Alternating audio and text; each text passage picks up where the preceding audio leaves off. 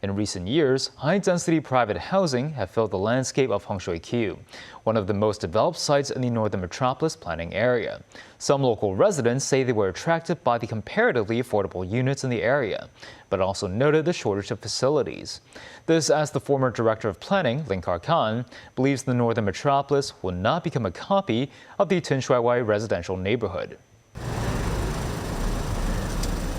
Local resident Joe, who settled in Hung Shui Kiu last year, gets off from work in Laobaoshan on a daily basis. He then travels to Tin Shui Wai via his company shuttle, before switching to a bus that takes him to the wet markets of Yunlong.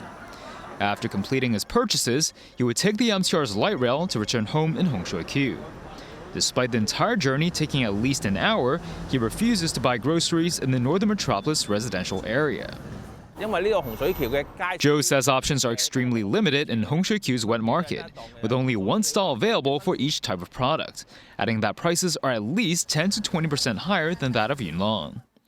Having moved as a family of 3 to the area for more than half a year, Joe says he is pleased with his 400 square foot apartment, but he would have to make do with the lack of facilities in the neighborhood.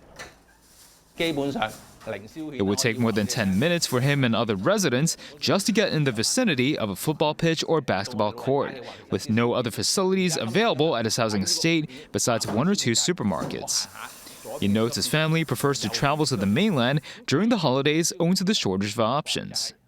Set to be completed in 2030, the Hung Shui Kiu MTR station will be located between Tin Shui Wai and Siuhang stations, which is still 20 minutes by walking distance from Joe's residence.